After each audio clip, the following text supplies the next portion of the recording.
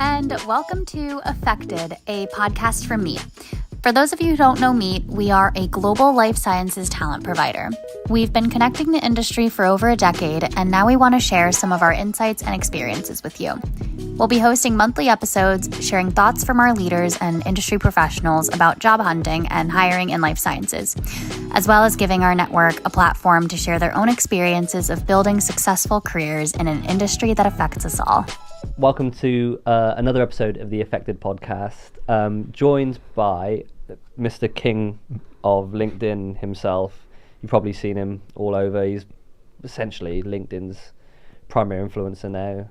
Stephen Bartley, your heart out. Mr. Glenn Southam. Yeah, hello. I'm not entirely comfortable with the comparison to Stephen Bartlett for a number of reasons, but thanks for having me. I'm going to be nice to Glenn because he did hire me, and I feel this may affect my bonus down the line before Christmas. And also joined by head of people at Ramarketing, Lara Langdon. Can you tell us a little bit about what Ramarketing do and sort of where they kind of sit with us here at Meet? Yes, well, thank you for having me. So Ramarketing are a marketing agency, sort of like it's not hard to guess there, got in the name.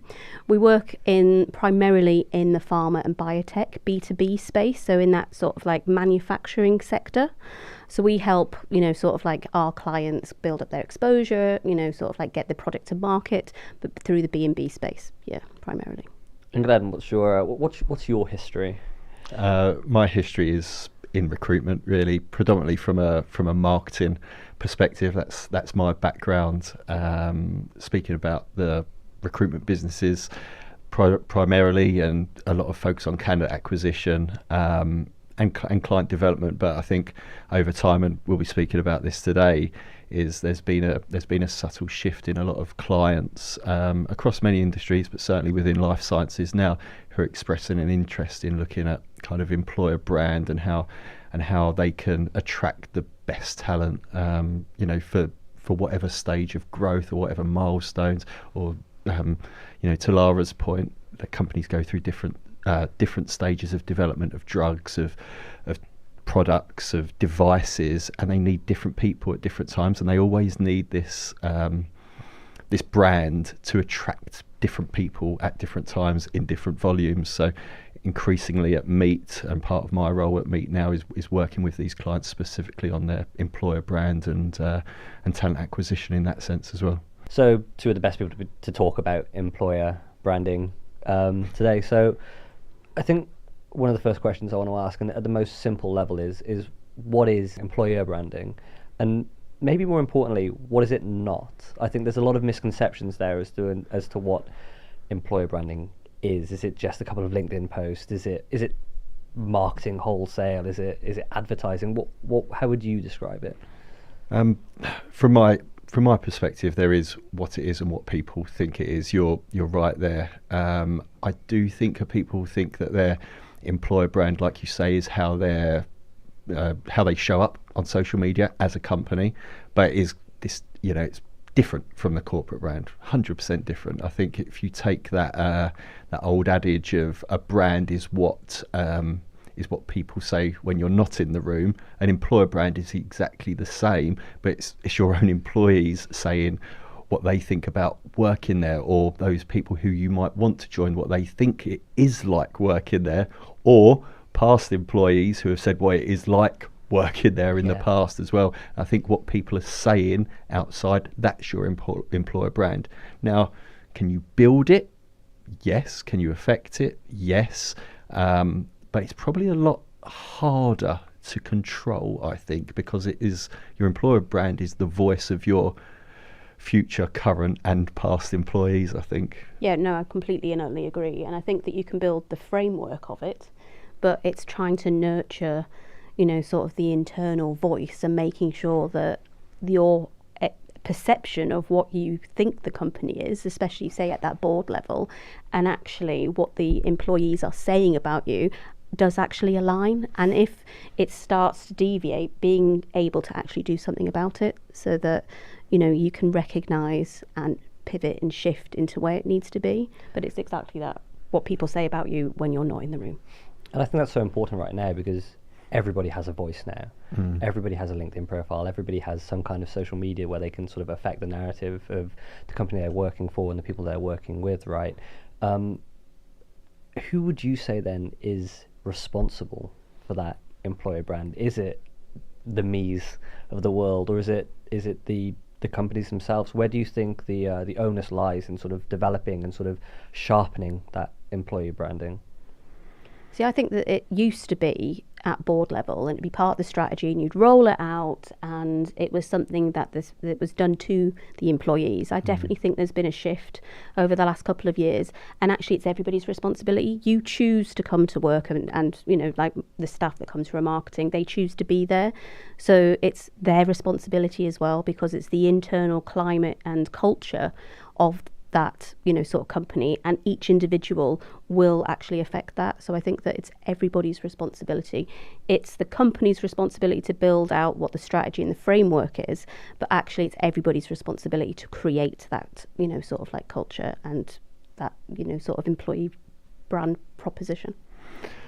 Yeah, I think what you said, Owen, everyone has a platform nowadays, and everyone uses their platform, and the audience to that platform now is the world. You know, with the things of X, Instagram, everyone's really comfortable on these digital platforms, TikTok and things. So you've got to be aware of that. You've got to enable people to be able to use it. But I think at a company level as well, you've got to you know, realise that people will be talking about you, and you shouldn't ignore it either. I think there's a lot of, you know, ignoring what people might say about you, about your company. You know, in the world of life sciences, there's some great stuff happening. But let's be honest, there's certain quarters in, you know, big pharma and other areas where the reputation of the industry might not be great. And back to Lara's point, is like, it's everyone's voice to, you know, stand up for kind of life sciences, kind of where you work and what you do. But ultimately, that does come on the company to give their employees the freedom to talk about the work they're doing, to talk about the effect that they're having in what is you know, an industry.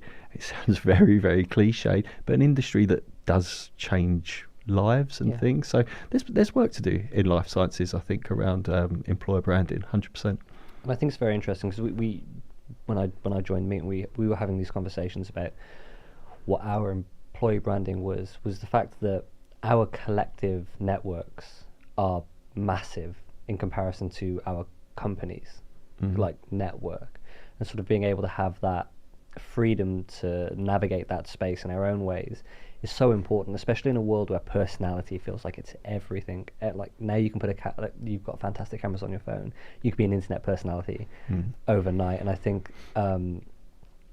that's one of the key aspects of that is, you know, we talk an awful lot about what makes us different, and it's very easy to say we're different because. What I think is much harder is to show how you're different, why you're different. And what better way to sort of hand that over to the people who are doing that work for you on a ground level basis, right? Yeah, I think USPs in most companies, you know, you talk about USPs, is that no one does have genuine USPs apart from those companies who are genuinely like groundbreaking, once in a lifetime companies.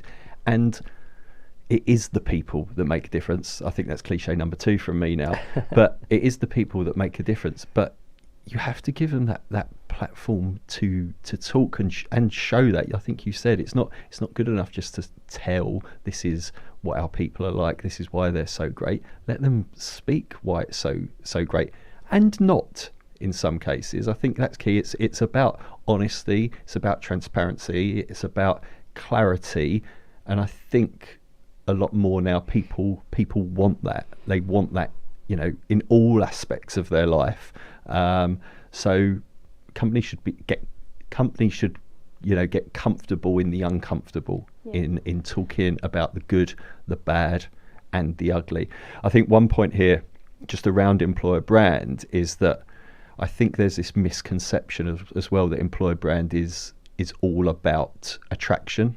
I think we get lost in that in recruitment, certainly, is that it's all about attracting people to the business, and it's not. It's creating a talent pool, for one, for people who might not be interested to join. Then it is attracting them and making them have a desire to join. But then it goes through to, your interviewing process, your onboarding process, your first 90 days in the business, your 2 years in the business, your retention and how you leave. That is all of your employer brand. It's not about, this is a great place to work, come and join us. Listen, it's, this whole like cradle to grave of a recruitment process, and although understanding every single touch point that a person might have with your company, whether they're interested or not interested in working with you.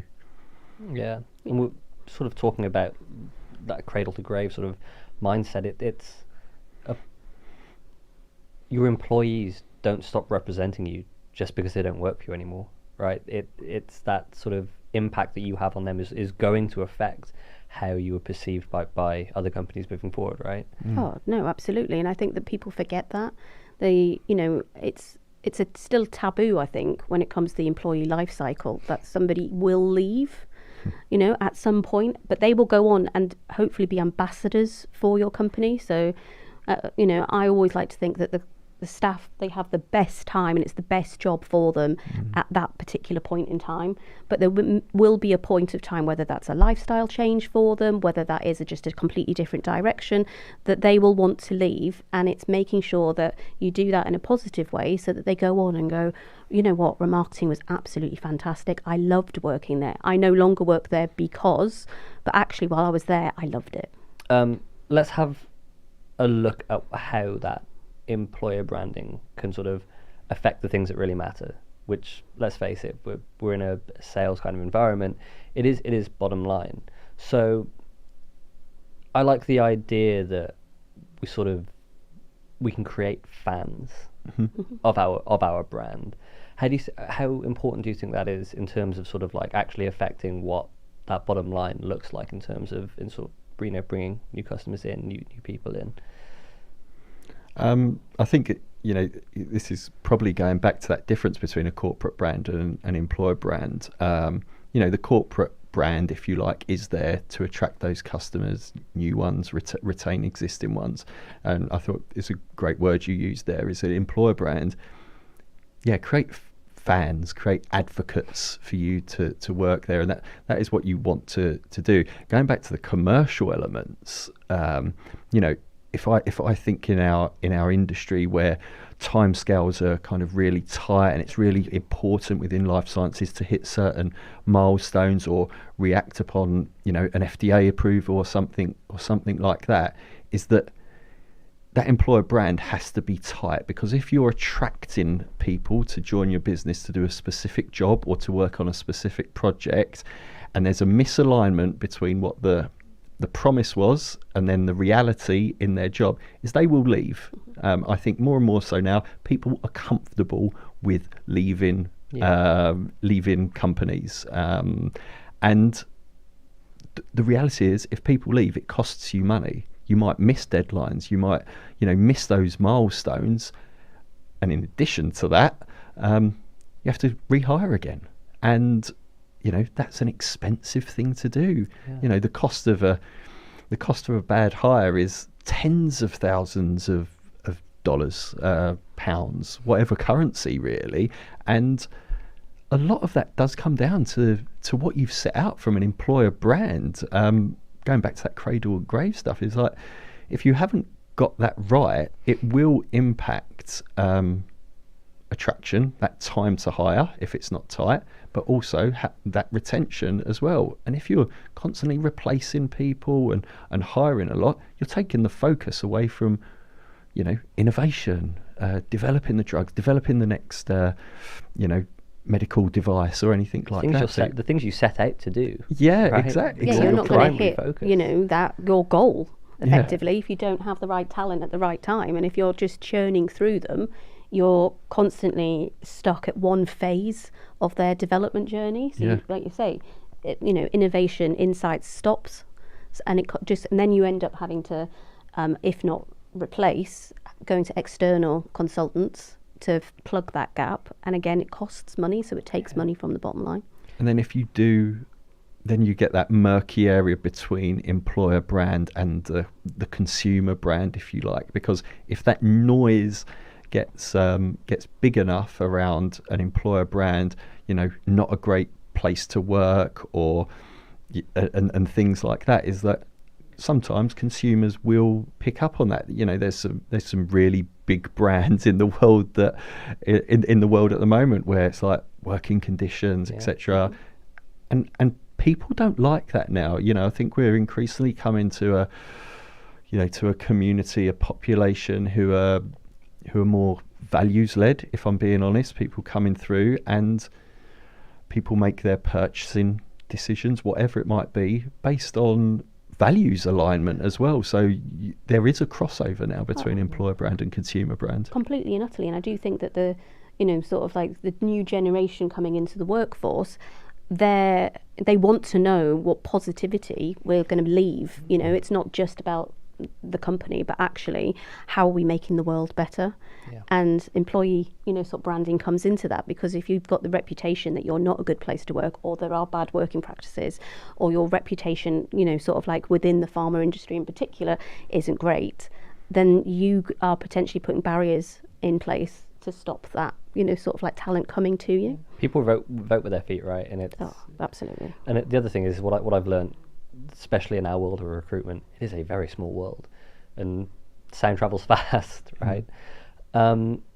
So here's the $1 million question then: is if I was to come to you, come to Ramarketing and say, listen, how do I do this? Which is a huge question. What would you say? How do we help, or at least put in the processes to help build that employer brand? I think the first question I'd be asking is, what do you want? What do you believe? What's your goal? What's your aim? And it's that, what's the soul? So can we unpick that? It's not just we want to be, making what the revenue is, what that looks like, but actually, how do you want your staff to feel? How do you want, sort of like their purpose? How can we actually sort of like build that out?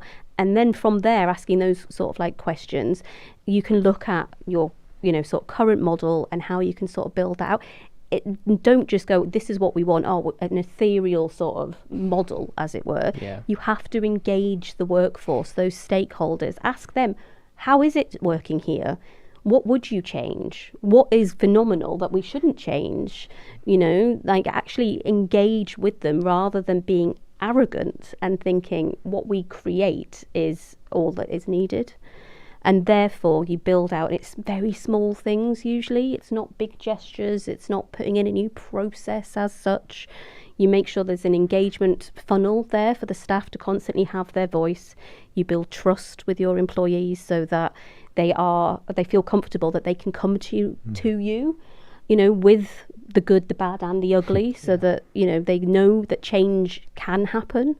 And that you celebrate your successes, but you don't shy away from anything where you need to actually show that humility, really. But also, don't be afraid to have standards. Don't be afraid to say it is hard to work here. We have high standards, because that means that they already have those expectations, rather than we come to work, it's great, the people are phenomenal, but I can't stay here because my expectations weren't managed. And I think it's really important to have a real good understanding of that, as well as building out a phenomenal place for people to work. Then in our world, have you sort of seen many companies sort of like wanting this kind of thing? Sort of like, is there more of a, do you think as sort of we're hitting that generational change now, do you think there is, or are you seeing the fact that there's more sort of a desire for this kind of work? I think so. Yeah, I think there's you got to ask the question. I think you've got to challenge it. I think companies like Meet and Ramarketing, part of our role in terms of is consultancy as much as anything. And if we're seeing where a company could or should improve when it comes to employer brand, is we should challenge that as part of our role. I don't think enough companies invest the time and the expertise into their employer brand and their recruitment in general.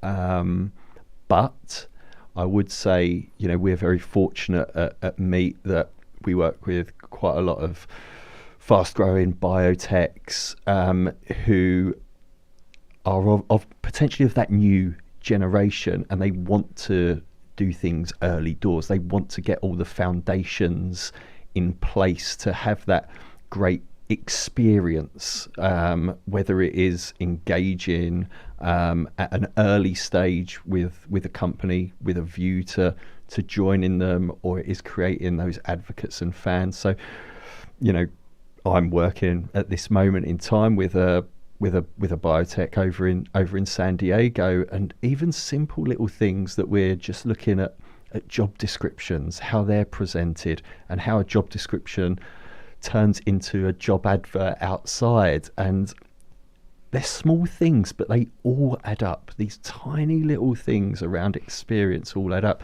To Lara's point, this isn't about big gestures, and it isn't about spending $1 million on a recruitment campaign that you're going to sink into LinkedIn, because none of that matters. Again, going back to if the promise doesn't match the reality. So you need to start with the foundational stuff and make sure that's right. The job descriptions, the job adverts, the interview process, that is your employer brand. If your hiring manager or something is late to a Zoom call for an interview, or they turn up late and you've been waiting in the reception of a business, 10 minutes after your scheduled time, that gets remembered by people joining. So, we're fortunate that we get to work with this. We can understand it. We can do the research. We look at NPS scores and candidate experience via this, and then we can advise and change. And I think the best businesses within life sciences and biotech, where we do a lot of this employer branding work, is a lot of the leaders in that business, whether it's talent, increasingly more CEOs, heads of, is that they're leaving the ego at the door. Because I think if you're a founder of a business, or you've been in a company a long time, you might think that we're a great place to work. It's fantastic here. Nothing's wrong. That isn't right. Get an external view. Understand this is marketing 101. It's go out, do your research, find out what people are really thinking, and then be willing and humble enough to make change if necessary, and put in those markers about what would good look like as a result of these change, and keep measuring it. No, absolutely. I mean, obviously I work in the HR space, but HR is changing. Mm-hmm. A lot of places you won't have a HR department anymore. Like we don't. I don't agree with HR. Yeah. But it's a people team, like what Ramarketing have. It's the people, and it's actually understanding and being able to put the value there, making sure that you've got the markers. You make sure diversity, inclusion, the ED&I, that's all there. Making sure your representation within the company is there. Making sure that diversity doesn't just mean the traditional sort of like ethnic background, or the sex, sort of like or pay gap and things like that. It's actually so much more, and it's changing all the time, and it's making sure that you're tapped into that, so that you can pivot tiny things, like you said. It shouldn't be big things. It should just be little things, because you trust what you've got in place. So you shouldn't have to roll out. You have a real problem as a company if you have to invest £1 million, say, into a recruitment, because you're basically bribing somebody to come to you. Yeah. It's making sure that it's not words, it's actually actions. And I know, again, cliche number 3 of the day, but it is that actually it makes such a difference. I just want to touch on something you said a minute ago, Glenn, when we're talking about that companies may not sort of invest the time or the resources into it. Do you think that might be because they simply don't have the scope to? and sort of, maybe this is the perfect reason to reach out to a Ramarketing, to reach out to us at Meet. We have that sort of, that is our area of expertise. You want to talk about the data, hey, we've got a data team that can sort of provide you with that kind of stuff. Because ultimately, the companies we're working with, they're not marketing agencies. They're trying to cure diseases and make lives much better for hundreds of thousands and millions of people. Their LinkedIn presence may not be the first thing on their minds, right? Yeah. I think it's a case of people don't know what they don't know. Is like we all work our individual jobs in our individual companies. I don't think some people kind of know what's possible. I think a big job of us at Meet is to educate as much as can as to things we've spoke about today. Hopefully we're covering some of that stuff today around the what it is, how can it benefit you, how is it going to make your lives easier, how's it going to get you to your commercial milestones quicker. So I think people can create the scope for these things if it's important, then lean on expertise where necessary. But there's a big education piece I think that's needed as well. I think Lara was speaking there previously to diversity, equity, inclusion, and these kind of things as well. And I'm sure people will feel there's probably been a lot of bandwagon jumping, across all industries. I'm not just saying this is kind of life sciences, and people feel like it is tick box. We need to talk about this. We need to talk about that. But again, that's dangerous. Do you know what? If you're not doing some of this, we hear about, greenwashing, rainbow washing, and all of these phrases. But that genuinely does happen, and people will call that out now. So you've got to you've got to live and breathe kind of what you're saying. The bigger the disconnect, the bigger the potential damage it has for your reputation and your brand in that sense. Oh, completely agree. I think values, like you've said previously, is so important, because if you have good values, which is printed into the DNA of the company, it makes a huge difference because it's authentic, and that authenticity is something that everybody, they will get on board, they'll come along the journey with you, because as soon as that they sense that that's not the case, they're off. Yeah. Mm-hmm. And once that disconnect happens, reconnecting is almost impossible. Yeah, you're constantly fighting losing battle at that point. Yeah, right? and I think the pharma industry, some of the work that they have to do is that realization of where some of the blocks are. So, like that socio-economic barrier, most people think, 65%, of people under the age of 18 think to get into pharma, you have to go to university. Mm-hmm. They think you have to work in a lab. It's not. It's that understanding of where else you can work within the industry and the diversity of roles that they've got, and being able to get out earlier. So, through STEM and other sort of initiatives into the school, well, not even the workplace, in order to sort of turn that round. And the big pharma is, sort of got huge initiatives out, but, sort of a lot of them still need a bit of work, but the traction's getting there, and they're starting to understand what needs to be done. Yeah. It's that understanding that sort of, that generational gap has ticked over, that people work for different reasons now. People pick their employer for different reasons. I remember when I started out in the film industry 10 years ago, which is a horrifying thing to say. It was almost like, be happy that you're working, be happy that you're here, and sort of like just accept the fact that it's not going to be great, but hey, at least you have a job. Whereas sort of now, like, that's not okay. It's sort of do my values align with what we're doing here at this company? If not, then I think people are happy to sort of wait for that perfect fit. Do you think that's sort of something that we're seeing sort of throughout the industry? Oh, much more. I think in all industries they're definitely seeing that.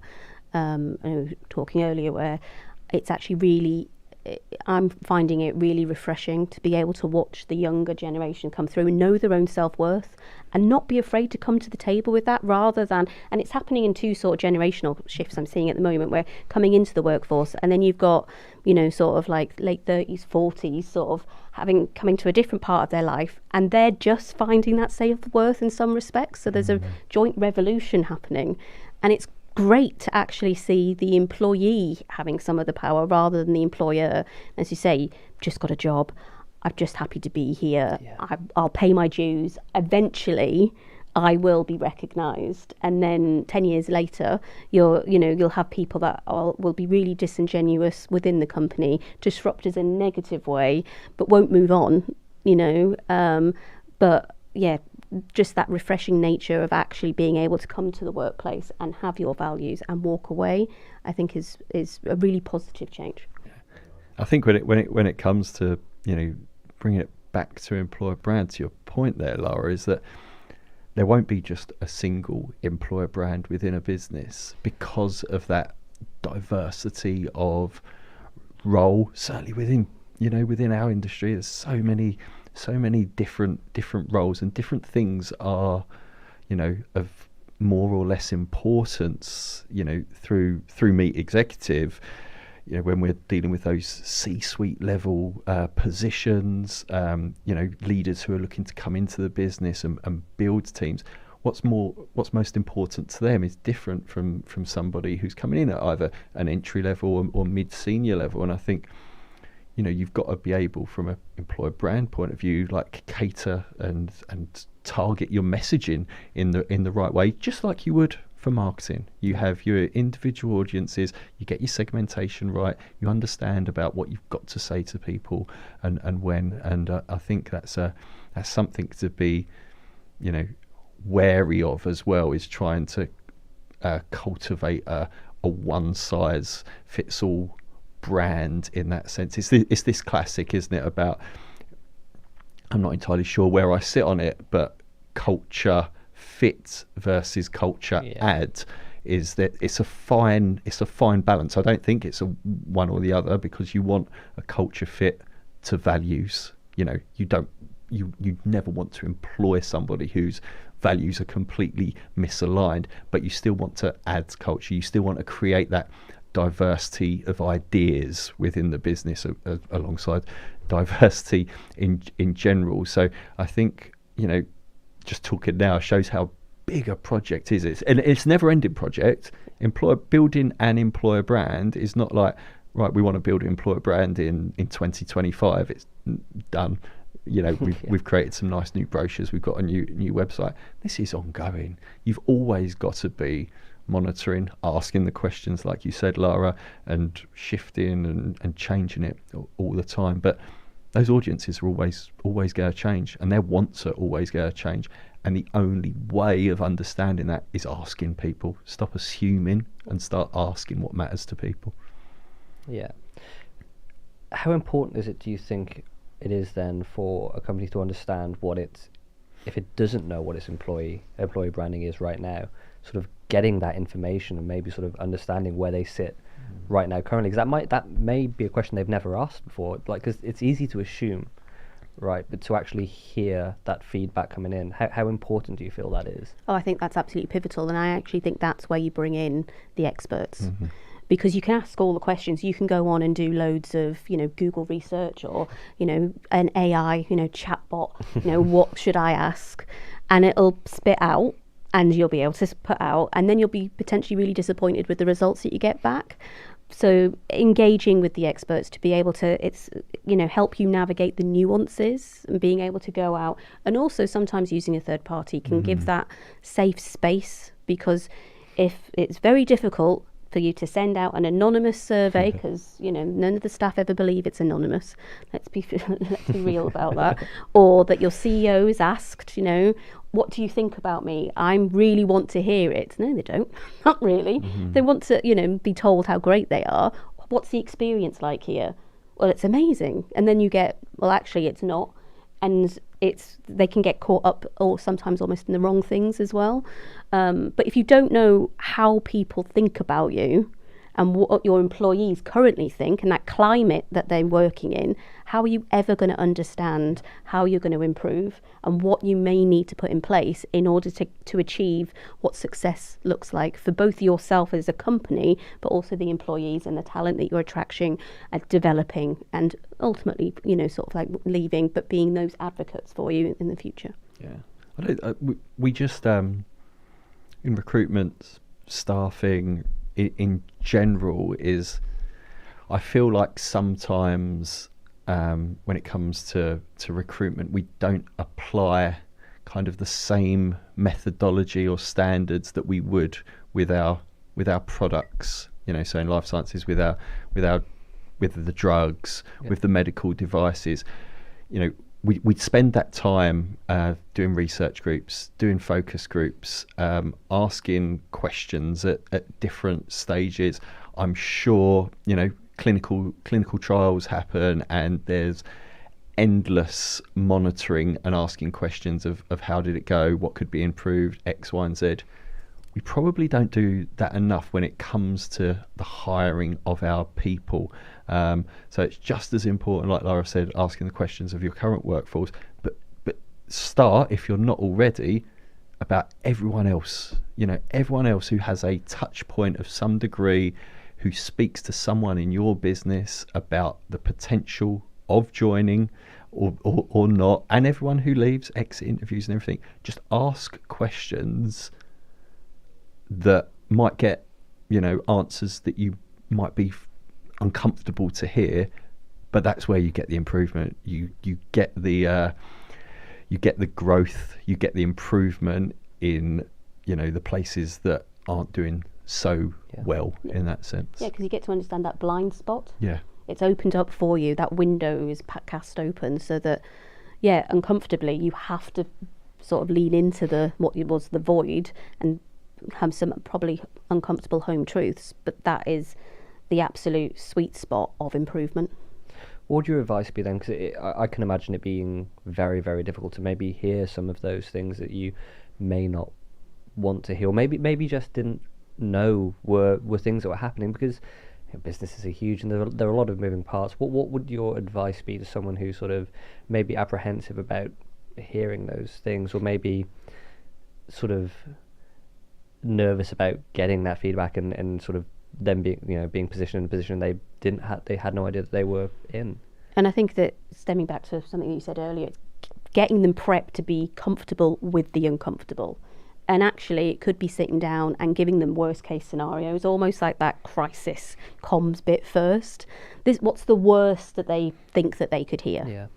Okay, let's take it a step further. So if they're built up, it's almost like that prepare for the worst, expect the best sort of stuff. But, they truly have to be open to hear something really uncomfortable and potentially something they really, really don't want to or never thought that was even a possibility.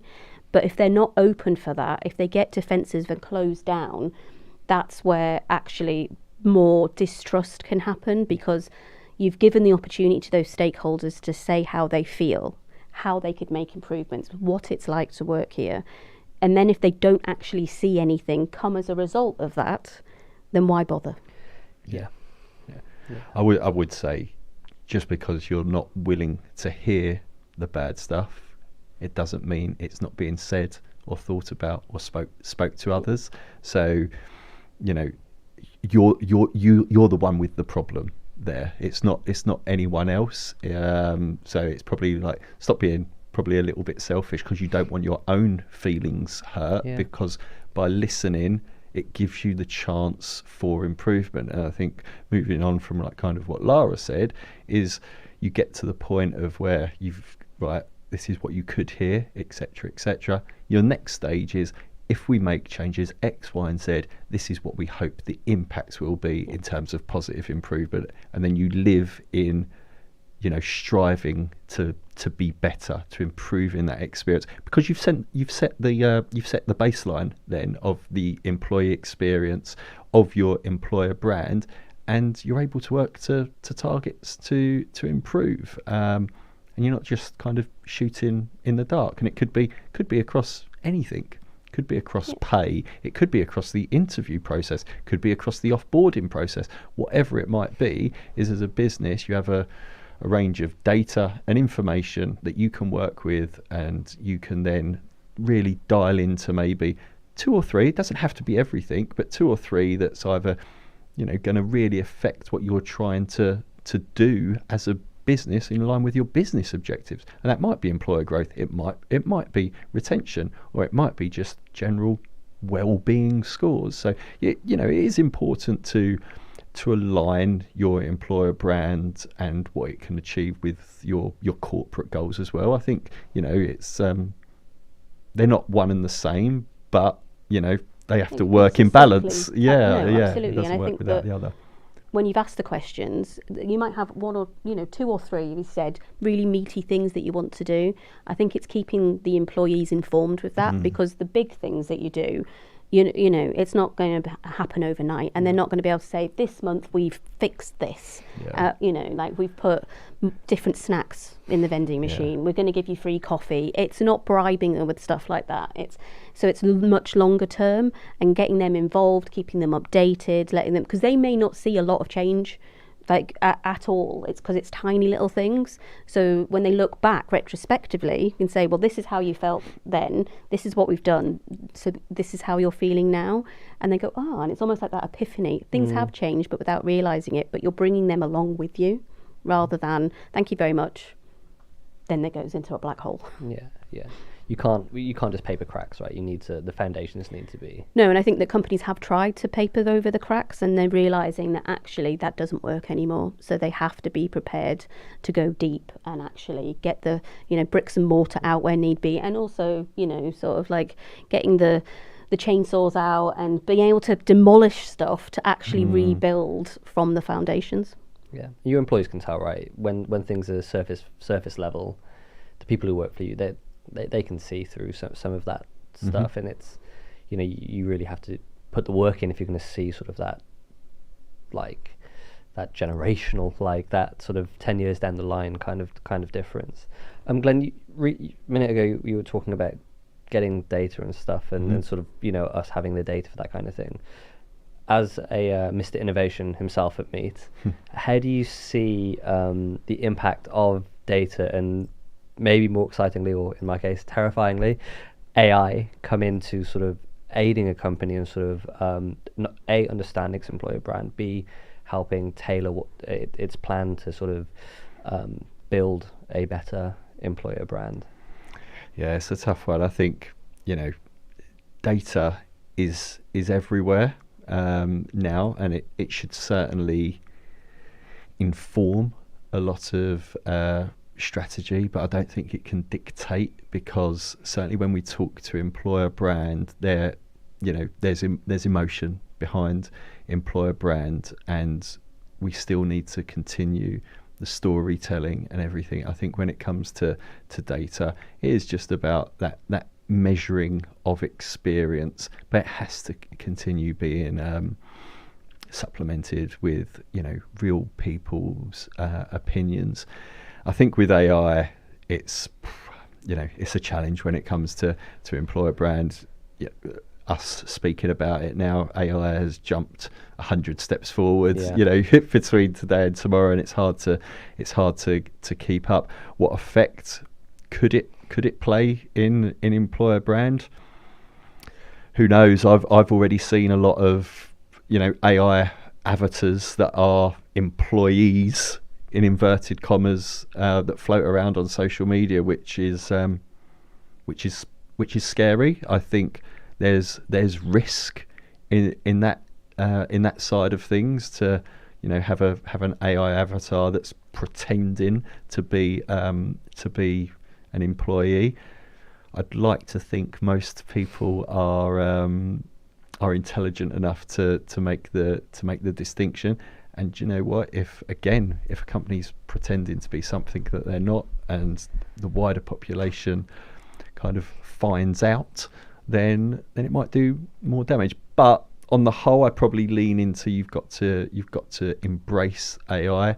But where I'd be looking to embrace AI would be, when we're speaking about employer brand, is a lot more around the candidate experience and the onboarding. I think you can be a lot more intelligent now with technology in terms of tailoring onboarding experiences with AI down to individuals, personalities, demographics, needs and wants. So there's going to be huge opportunity there. But I'm not one to say it's gonna change the world, because I think we're just living in a world at the moment of infinite possibilities with AI, which, like you say, is scary. But I think if you kind of lean into it the right way and see how it can benefit both future employees from an application process, but also existing employees, how can we utilise it internally? I don't know, for customized development plans or anything like that. Who knows? But I lean more on the exciting, if you can define what role it's going to play. I know, Lara, you've kind of got a little bit of a AI playground at Ramarketing, haven't you? Yeah, we've really embraced it. We're trying to bring the staff along with it. We're trying to be at the forefront of that, but understanding that AI, like anything else, is a tool to help the human in the loop to achieve success. It's not going to change the world. Like back in the late 90s, when the websites and like that was all coming in, that technology, burst in innovation, and there were CEOs going, why do I need email when I've got a fax machine? I think we're at a similar point now, and it's embracing it, but understanding that on its own, it means nothing. It's actually making sure that the right human in the loop is there to help them achieve what they want. Yeah, don't let the tail wag the dog here as well. I think we're kind of getting really caught up in AI, and we're trying to chase it. Like, oh, we should be doing this, we should be doing that, we should be doing X, Y, and Z. It still comes back as kind of, well, what are we trying to achieve as a business, and what role can it play in there? Not AI shouldn't be defining what you want to do as a business or define your employer brand. It should be, like you were saying, just enabling it to get to the place that you want to. Yeah, always still ask why. Yeah. Yeah. Ultimately, it's the people at the heart of everything, right? Yeah. And it's just a tool for them to sort of make their lives easier. Yeah, and I think that people are forgetting that, and it is, but it's also being open and honest with your current workforce, because like we have content writers in Ramarketing, and they're going, well, AI can now create content, so is it going to replace me? And it's explaining that absolutely it shouldn't be there to replace you, it's there to help you. Yeah. It's that beneficial aspect of it. We're not looking at it just to replace you, so that like, we can save on a salary by bringing in an AI bot, because actually what they produce is never going to be as good as the human in the loop. Yeah. I think that's like a fantastic point, like wider to the industry. The fastest, or one of the fastest kind of growing skill sets or areas of focus within life sciences is data and AI, and that is going to affect a hell of a lot of people in an industry that employs hundreds of thousands, millions of people, and I do think employers have an obligation, not only to be really honest and transparent, that, do you know what, it is probably going to replace some roles in some industries, but if you want to kind of work on your employer brand and get ahead of that, we work in an industry, big pharma and smaller companies, is like, well, what are you doing for your staff? How are you going to help them reskill, train, educate? Because people want to stay in life sciences. Yeah. People don't enter life sciences for any other reason, in the large majority, because they want to make a difference, because they want to work on a drug in a therapy area that they might have been affected by in their family or by their friends, and they like this industry. People watching this will love life sciences, and they will feel threatened by AI. So why not, as an employer, look what you can do to reskill, retrain, and redeploy in this new age that is coming. It's not going away. And I think as an employer, you have that obligation, both from a transparency and clarity point of view, that your role may be affected, but as a company, this is what we're going to try and do to help you. Yeah, it's that moral, Yeah. sort of like area as well that you have to have. And it's, do you know what? Sometimes as the employer, we go, this is the direction we're going in. If that employee doesn't want to go on that same trajectory because they love this aspect of their job, then that's okay. And we shouldn't devalue that. And either, a lot of companies will see that as underperformance. Like, well, no, we need you to do this. So therefore, if you don't hit these markers, we'll performance manage you out of the business. It's actually being open and honest, and sometimes having a potentially uncomfortable conversation with the individual and go, this is where we're going. Well, I don't want to go there. That's okay. And that's breaking the taboo of the employee life cycle, because it's okay to come to a mutual decision of, well, okay, then I'm going to have to look to leave. No problem. And again, how do we do that in a most positive way for both parties, while sort of also being able to reassure the remaining staff that this is normal and this is how we're going to evolve moving forward. One thing that I'd always like to do to end the podcast is sort of get you to give our listeners one piece of advice surrounding the topics we're talking on. So you deal with this every day, Ramarketing, and it is a very wide question because your advice is going to differ depending on what the circumstances of the company is. But do you think there's something that all companies should know when sort of looking to target their employer branding? I think it's making sure that they've got the right voices at the right level. Yeah. So for me, and again, I'm from a people perspective, so I mean, coming across quite selfish here, but it's making sure that that people advocate is at that C-suite level almost, if not, then at least at a leadership team level. So they are the advocate, they are the voice of the people, they are there to challenge the status quo. They are there to make sure that we're not just looking at revenue. We're not just looking at our sales targets. We're not just looking at, where else we can get new, sort of revenue from. We're there to make sure we're doing it for the right reasons. And we're bringing in the values, the ethics, the morals. And I'm making sure as well that it's not just a voice and you're talking into an echo chamber, but actually you're being heard, because if you're being heard, then the staff are being heard. And being able to get the company to invest time. It's not necessarily a lot of money as such, it's the time into programs where it is that stakeholder engagement, bringing out the, sort of asking the person who sweeps the floor, why do you work here? What's your purpose? There's a really good story of like they did in the 60s with NASA, and they asked the janitor, what do you do? And he said, I get people to the moon. And he truly felt that. I mean, how amazing is that everybody understands that purpose? So at Ramarketing, we'd say, we help cure cancer. That is something amazing. If you can engage your workforce and make sure that you are asking the questions, even the ones that you don't want to ask. Ask yourself why initially you're not wanting to ask those questions, why you're afraid to hear it, because that usually is a red flag for me to say there is a problem.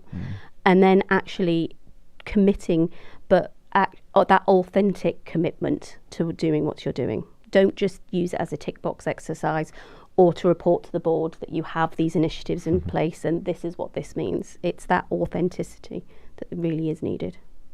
What about you, Matt?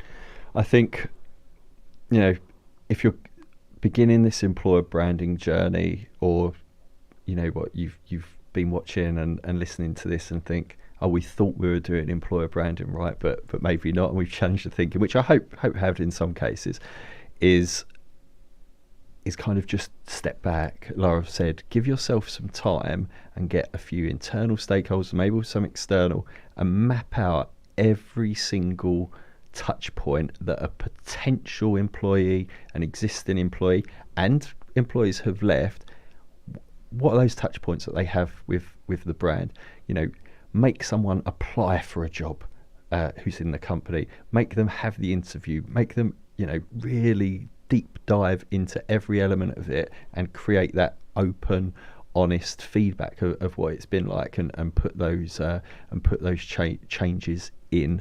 Like I say, this is mentioned it right at the start. This is kind of cradle to grave. You need to look at everything, because employer brand is hundreds, hundreds of tiny little things that all come together to create that experience, that reputation. So you need to be able to look at everything. And I think when it comes to it, and maybe, you know, people who have tuned in here have been thinking about employer brand, where we go back to the very beginning about what it looks like to the outside world.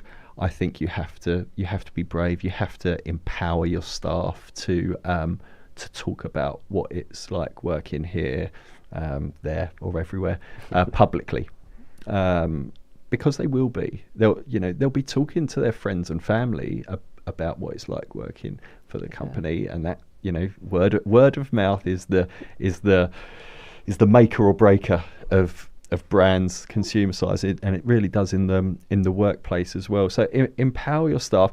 Look, give them the training, give them the toolkits, give them the framework, but give them the freedom to speak about what it's like to work there, the stories, the why.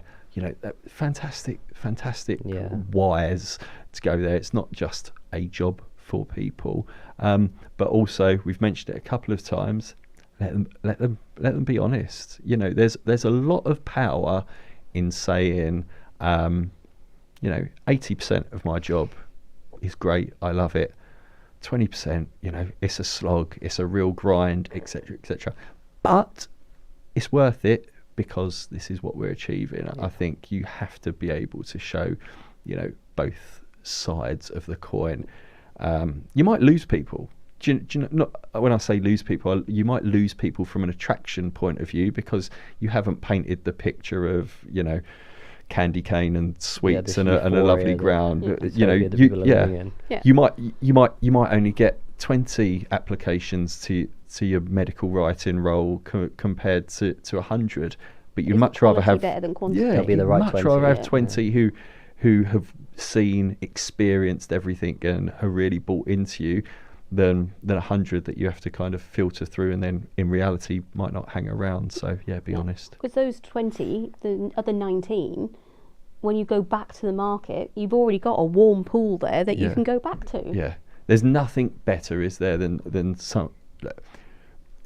Talk about our world, recruitment. It's a rejection world. Not everyone who applies for a job can get a job.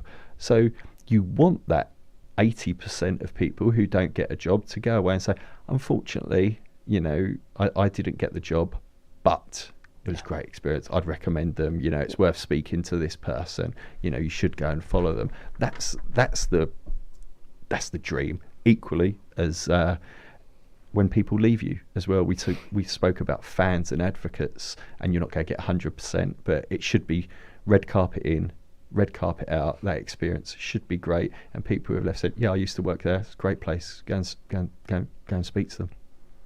Yeah, I think my thing would be, and touching on it there, is the freedom you give the people who work for you to talk about those things.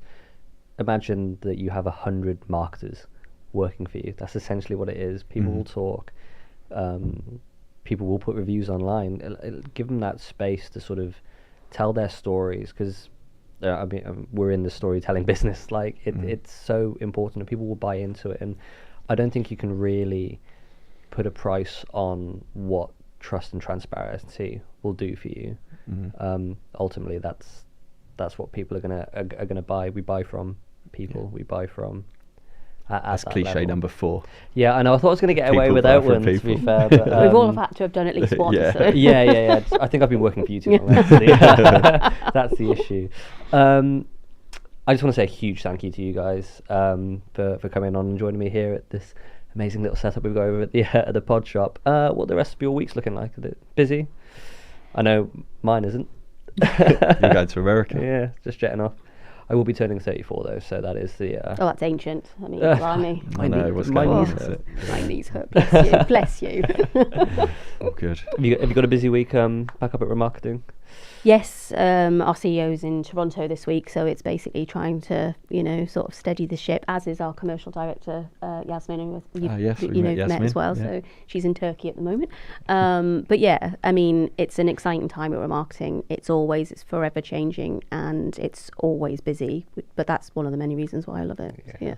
We've got some exciting stuff in the pipeline over at Meet. I don't know if we can talk about it just yet, but yeah, I think so. Look, we've touched upon it a few times in here, talking about working with more and more companies on their employer branding and their insights and how they can utilise data in their businesses. I think that there might be a few people listening who also welcome a domain change from from people with chemistry, which maybe didn't make as much sense in the market, to Meet Life Sciences. So we'll try and remove some of that confusion as well, with a little bit of a shift in our branding and things. But yeah, exciting times coming up. I just want to say a huge thank you to everyone listening. If employer branding is something that you're looking at and you may be sort of lost in the weeds a little bit, just reach out. A phone call doesn't cost anything. Yeah.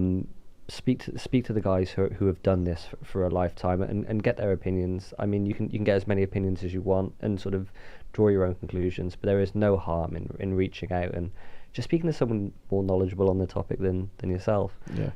Sometimes it's just reassurance as well. Yeah. Am I doing the right thing? Yeah. And that's sometimes all you need. Yeah. I just want to say a huge thank you to you guys. A huge thank you to the guys over at the Pod Shop for hosting us here today again. And see you next month with another episode of the Effective Podcast. Thank you.